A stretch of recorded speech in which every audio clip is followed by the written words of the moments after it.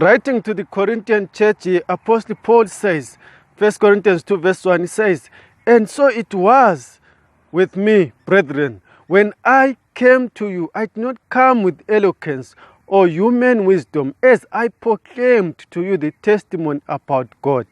For I resolved to know nothing while I was with you, except Jesus Christ and Him crucified."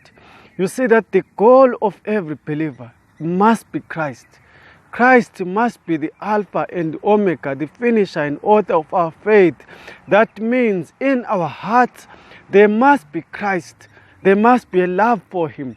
In our testimonies, when we speak, in our lives, in everything, Christ must be the center of our lives. Notice here Paul says, when I came to you here, I determined to know nothing among you except Christ and Him crucified, which means the work of Christ on the cross was the main thing that Paul was concerned about coming to the Corinthians. You see here, dear friend, I feel sorry for you. If you have your faith in a man, if you spend your time elevating a man, attaching yourself to a human being who is a mere human being like you and me, a mere man who goes to the toilet like me and you, we must have Christ. We must elevate Him. He must be the center of our lives. We must not even elevate the name of our churches. We must not even elevate the name of anyone but Christ. When we gather as a church, we gather because of Christ. And when we do that, it means every program, everything we do in that gathering must be about Christ, must be about Him. You see, therefore all these things, all these programs and all these things, are they taking us away from Christ, or are they leading us to Him?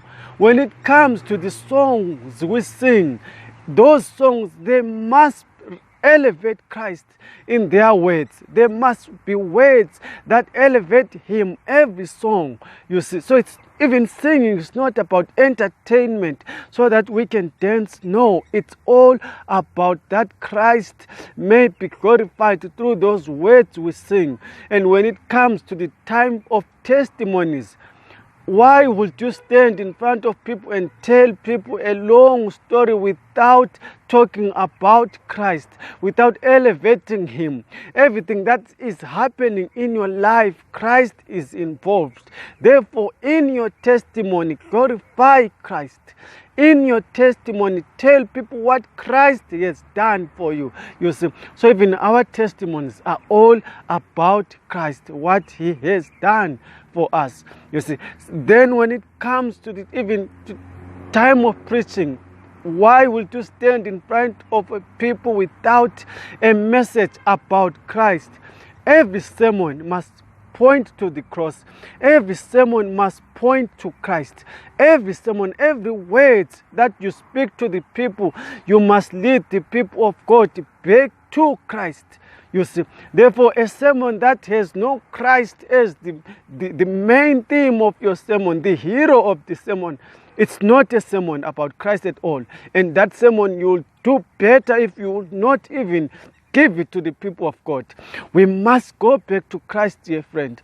Why are we elevating human beings? Why are you elevating your pastor? Why are you elevating your prophet? Why would you not elevate Christ? Are you saying that Christ, that man, is worthy more than Christ? That Christ deserves more glory than that man? Why are we even elevating the name of our churches? You go around parading the name of your church. Christ, have you not seen Him? We must go back to Christ, dear friends. We must go back to Him. We must go back to Christ. Paul here is saying, I determined to know nothing among you, which means he went to the Corinthian church with nothing except Christ and Him crucified.